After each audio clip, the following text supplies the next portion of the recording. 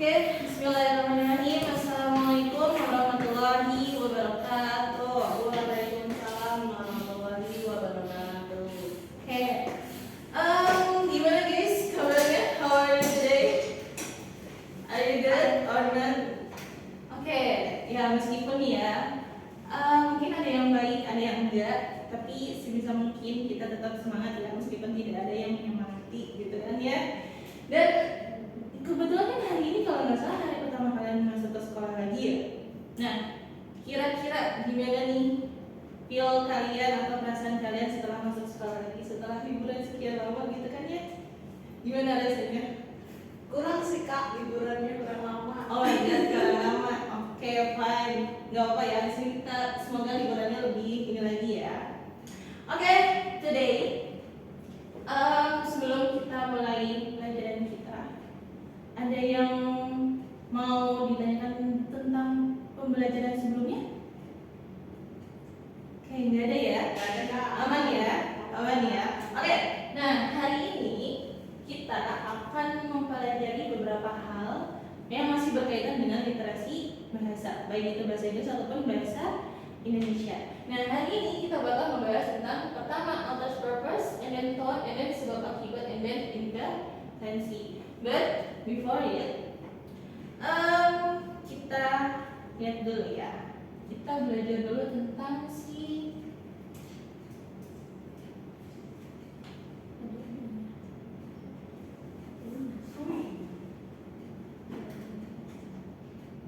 Oke. Tentang author purpose. Nah, di mana author purpose ini pada dasarnya adalah tujuan dari si penulis itu menulis teks itu untuk apa sih? Kenapanya sih gitu. Nah, biasanya dia itu kalau dipilihin jawabannya dia tuh nggak yang panjang-panjang banget. Yang perlu kalian fokusin cuma di kata kerjanya aja. Misal kayak ada to inform, and then to convince, to compare, to explain, dan sampai bawah tuh. To inform, intinya dia ketika si teks itu berisi tentang fakta ataupun data, berarti dia untuk menginformasikan atau to inform. And then kalau isinya itu berisi tentang argumen atau mungkin yang argumennya itu memihak kayak seolah-olah ngajak kita ke pendapat si A atau yang B. Nah, itu lebih ke to convince. And then kalau misalkan teksnya itu berisikan tentang membandingkan dua hal, tapi nggak ada ajakan suruh milih A atau B, itu berarti dia masuknya ke to compare. Kalau to explain berarti dia tuh teksnya menjelaskan tentang prosesnya atau step by stepnya, itu disebutnya to explain. And then kalau misalkan isinya itu ada opini-nya dan kita tuh diminta untuk kayak berasa diyakini nih sama si penulis, itu berarti itu persuade. And then kalau misalkan isinya itu berisi tentang cerita atau news story, itu berarti masuknya to entertain atau menghibur. Nah, kalau yang terakhir itu lebih kepada isinya itu ada lebih banyak adjektifnya atau dia tuh menjelaskan ciri-cirinya. Nah, itu berarti masuk ke tujuannya untuk menggambarkan. Nah, coba sekarang di sini kakak udah punya paper ini berisi tentang contoh soalnya, ya. Jadi silakan diambil dulu. Nah, di situ ada dua soal. Kira-kira menurut kalian di antara dua soal itu mana yang termasuk contoh dari si author purpose? Soal nomor 1 atau nomor 2? Nomor 1 ya kak. Oke, ya, nomor 1. Nah, coba sekarang kakak kasih waktu kalian untuk mengerjakan soal nomor 1 dalam waktu 1 menit. Oke?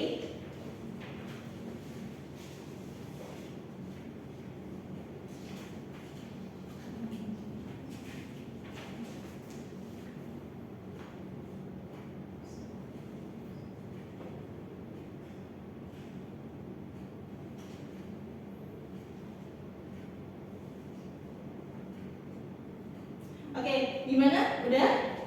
Menurut kalian soal nomor 1 tuh jawabannya yang A, yang B, atau yang E? Yang alfa ya kak? Atau bukan? Kenapa yang alpha? Oke, coba kita ini ya, kita cari tahu nih gimana sih cara supaya kita tuh tahu kira-kira gimana sih cara kita buat tahu jawaban yang benar tuh yang mana. Nah, pertama kalau misalkan kita ngerjain soal, kita pertamanya dulu pastinya. Kira-kira nih soalnya ini isinya tentang apa sih? Atau dia tuh minta kita buat nyari apa sih? Kayak gitu. Nah, yang kedua kita mesti nentuin nih kira-kira kalau pertanyaannya bentuknya kayak begini atau alters primary purpose, itu berarti kira-kira dia tuh butuh skimming atau scanning. Tadi kalian nemuinnya gimana caranya? Di scanning nggak atau di skimming? Oke, di skimming ya. Ini Kak. Scanning atau skimming? Oke, di skimming ya. Nah, kalau misalkan kita pakai skimming berarti kan kita harus nentuin nih kira-kira gagasan utama dari masing-masing paragraf itu bahas tentang apa sih? Nah, coba kita lihat yang paragraf pertama. Paragraf pertama itu membahas tentang apa?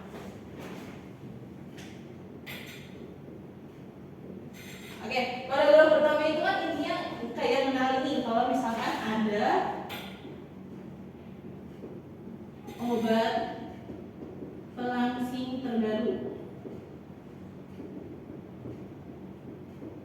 Nah, kalau yang di paragraf 2 itu ngebahas tentang kalau misalkan ada pengembangannya nih.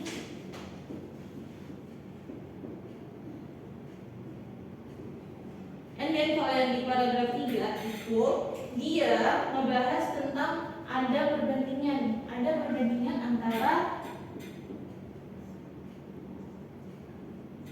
antara obat, antara pil dan injeksi. Nah, kalau di paragraf 4 itu membahas tentang si benefit dari obatnya, obat pilnya. Oke, coba kita lihat secara keseluruhan. Nah, kan di sini ada obat pelangsing terbaru, kan otomatis di sini ada yang namanya penelitian. Kira-kira ada nggak di paragraf pertama yang menunjukkan kalau itu tuh ada penelitiannya?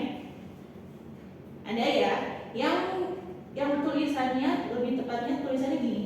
Showed users lost an average of 10.5% of their body weight. Kan berarti itu sudah ada penelitiannya, ada datanya, dan pengembangannya juga ada penelitiannya. Ini kan berarti kan based on data ya. Nah, coba kita lihat ke sini. Kira-kira kalau misalkan dia tuh berisi fakta dan data, dia tuh inform, convince, compare atau apa? Oke, berarti di soal nomor 1 di antara A sama C, ya kan, yang ada kata informnya. Nah, kita lihat lagi, kira-kira yang lebih umum tuh yang mana sih? Gitu. Nah, kalau yang A to inform the readers about oral medication aja, kira-kira benar atau enggak? Kalau yang C to provide information about the weight loss tablets and their possible benefits. Memang sih dari awal kan teksnya membahas tentang si weight loss, tapi ada di paragraf ketiga yang menunjukkan kalau misalkan itu tuh sebenarnya fokusnya bukan ke obat tablet doang, bukan obat pelangsing aja, tapi ada perbandingan antara obat oral dan injeksi. So, jawaban nomor 1 itu yang A. Kenapa? Karena dia itu lebih umum dan netral, ya. And then next kita akan ngebahas tentang yang namanya tone. Gimana tone ini pada dasarnya adalah sikap ataupun sikap yang ditunjukkan si penulis di dalam teksnya. Nah, sebenarnya tone itu bisa kita fokuskan ke pemilihan katanya supaya kita tahu nih vibes-nya atau nuansa kalimatnya itu apa sih gitu. Nah, kalau misalkan tone-nya itu optimis, berarti dia tuh biasanya berisikan tentang harapan, potensi. Kemudian kalau encouraging berarti dia tuh kayak kita tuh kayak seolah-olah diajak langsung gitu. Nah, kalau misalkan neutral itu lebih based on data dan faktanya. Nah, kalau pesimistik dia tuh kayak menunjukkan dia tuh khawatir loh terhadap isu ini gitu. Kalau critical dia tuh lebih nyorotin si kelemahannya. And then kalau celebratory membanggakan, maksudnya dia tuh kayak menunjukkan kebanggaannya terhadap sesuatu topik atau suatu pembahasan. Nah, coba sekarang kita lihat yang di soal nomor 2. Kira-kira attitude-nya si penulis ini itu lebih condong kemana? Di antara A sampai E. Coba, sekarang kakak kasih waktu kalian 1 menit untuk kerjain soal nomor 2.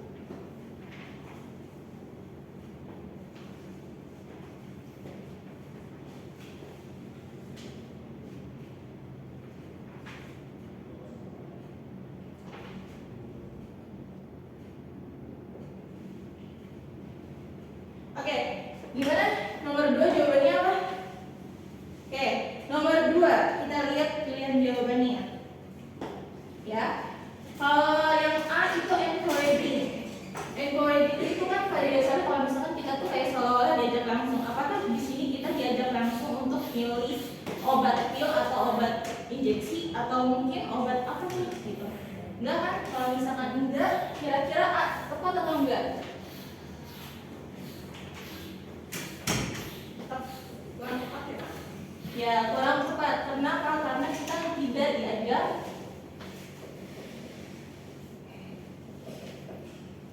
untuk berpihak. Di sini nggak ada kalimat-kalimat yang menunjukkan itu. Kalau yang B itu celebratory. Nah, kenapa? Kira-kira itu bukan jawabannya? Bukan. Bukan. Baik, karena biasanya kalau celebratory itu biasanya berisikan tentang cerita-cerita yang mungkin kayak amazing. Jadi biasanya kadang ada kata misalnya kayak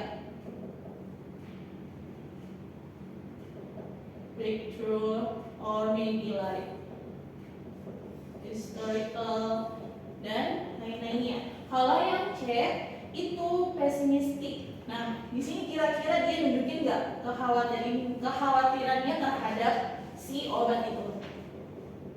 Kira-kira iya apa enggak? No. Kenapa? Karena biasanya kalau pesimistik berarti dia tuh nunjukin kayak misalkan ada kata risk or maybe like dangerous dan lain-lain. Nah, kalau yang B indifferent. Ini mungkin kelihatannya benar, tapi memang kan ya di indifferent itu kan berarti kan ada ininya ya, ada data dan faktanya aja. Tapi di sini juga sebenarnya ada kata-kata yang menunjukkan kalau misalkan dia tuh berpihak. Misal kayak di paragraf 1 ada express suggest it could significantly change how doctors treat obesity. Terus di paragraf ketiga ada juga nih, they could make the entire treatment process much simpler and less stressful. Terus ada lagi nih di kalimat yang ada di paragraf keempat yang paling akhir, this increase in accessibility could expand obesity treatment to a much broader population. Nah, kalau yang pilihannya E itu kan optimistik, dimana dia tuh nunjukin kalau misalkan dia tuh berharap loh kalau obat ini tuh bisa menjadi solusi.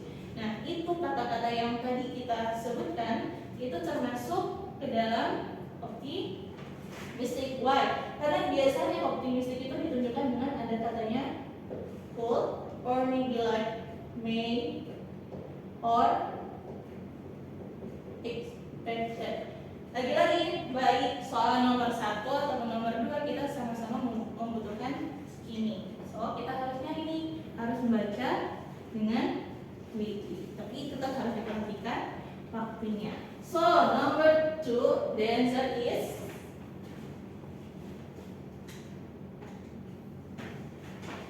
E.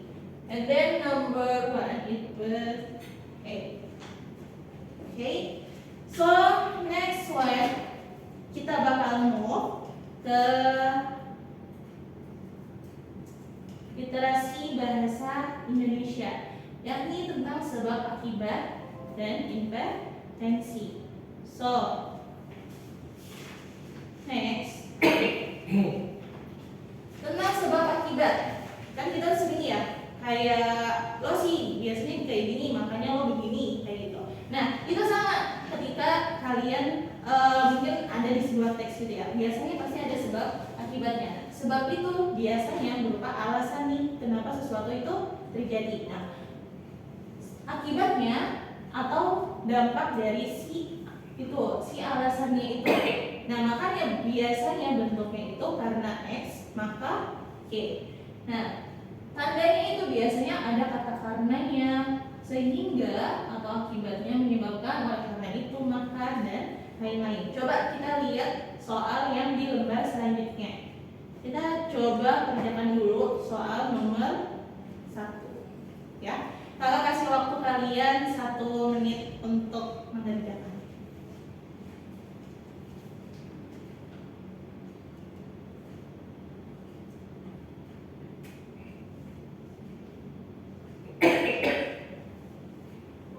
Oke, kira-kira nomor 1 jawabannya yang mana nih? Atau gimana sih caranya biar kita tuh tahu kalau misalkan nomor 1 tuh jawabannya A atau B atau C atau D atau mungkin E? Oke, nomor 1 pertama seperti biasa kita tuh kalau misalkan kerjaan soal bahasa Indonesia kita harus tahu inti dari pertanyaannya tuh kita tuh diminta buat nyari apa sih kayak gitu. Nah, setelah kita tahu nih inti yang dicari itu apa, misalnya nomor 1 inti pertanyaannya kan apa dampak dari si kejahatan kerak putihnya. Nah, kejahatan kerak putih yang dilakukan secara terperinci, panjang, terencana, dan diam. Nah, setelah itu kita tentunya nih kira-kira kita perlu scanning kah atau skimming kah? Kira-kira apa? Scanning atau skimming? Oke, kita perlu scanning. Why? Karena kan kita udah dapet kata kuncinya nih. Kata kuncinya kan dampak. Kira-kira di teks ini mana ya yang menunjukin kalau itu tuh dampaknya?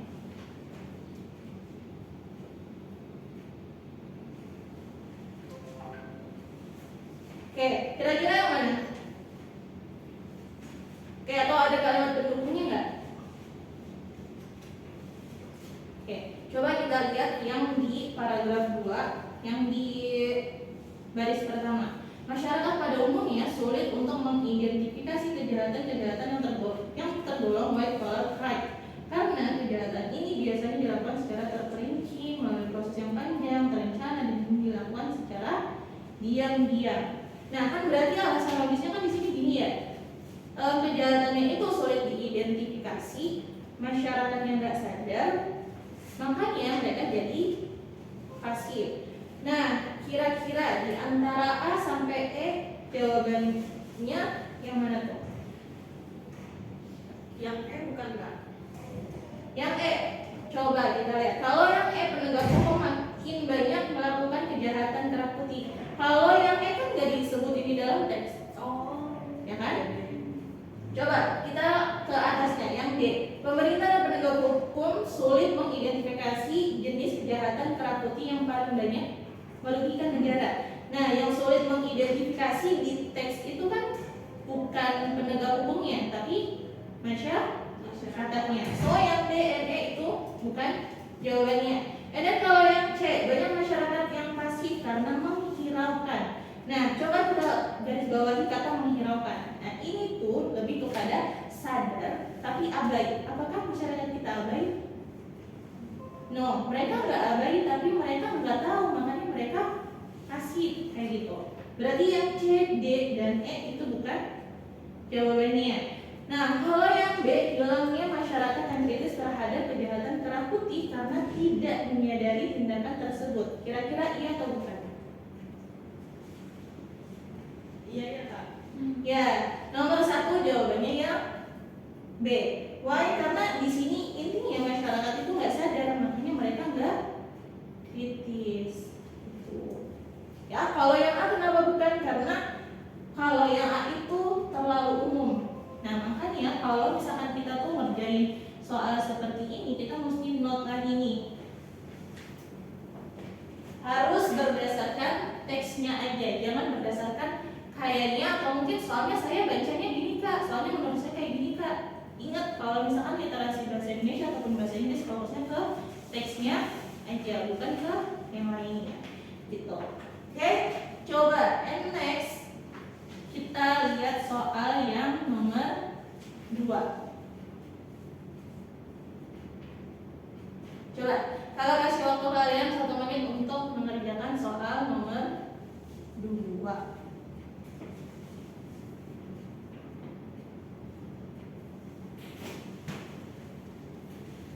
Oke, kira-kira nomor 2 apa nih jawabannya? Masih dengan teks yang sama, cuma dengan pertanyaan yang berbeda. Apa nomor 2 jawabannya? Oke, nomor 2 pertanyaan begini ya. Dalam ilmu sosiologi, kejahatan ini termasuk ke dalam A. Penyimpangan, interaksi, perubahan, hukum, atau konflik nih. Coba kita lihat.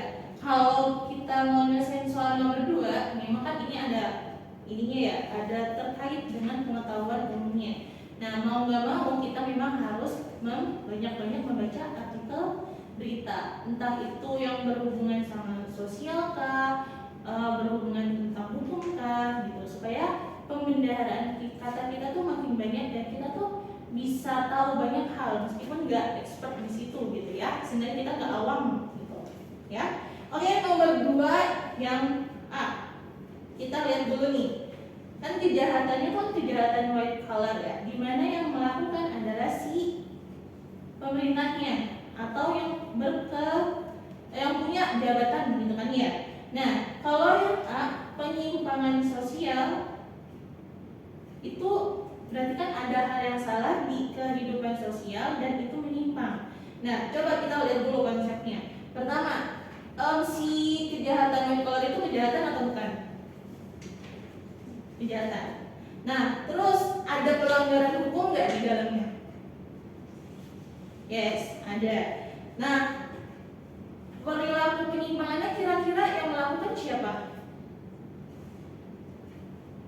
Oke, dilakukan sama pemerintah kan? Nah, berarti menurut kalian jawabannya yang A, yang B, C, D, atau E? Karena kalau misalkan yang B itu interaksi sosial itu kan lebih kepada proses antar individu. Ini kalau misalnya kejahatan itu prosesnya mana ya?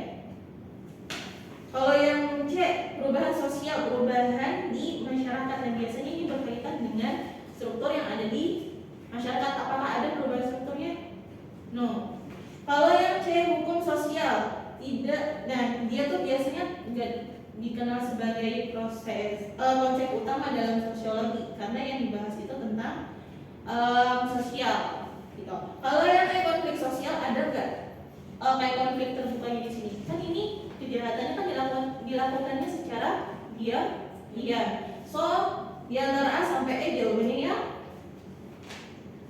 yang A. Ya.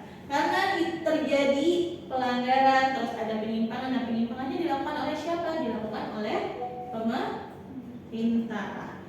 Tuh. Nah, yang terakhir sebenarnya kita mulai di soal nomor 1 itu juga berkaitan dengan si inferensi atau kesimpulan tersirat. Nah, kalau kesimpulan tersirat itu pertama dapat biasanya bentuk kalimatnya tuh kayak dapat disimpulkan bahwa atau menunjukkan bahwa, mengindikasikan kemungkinan besar, dapat disimpulkan akibatnya bla bla bla. Nah, cuma yang perlu diingat adalah pertama, kalau misalkan kita dapat soal yang berkaitan dengan pertanyaan-pertanyaan begini atau mungkin yang berkaitan dengan kesimpulan, itu kita mesti berdasarkan teksnya aja.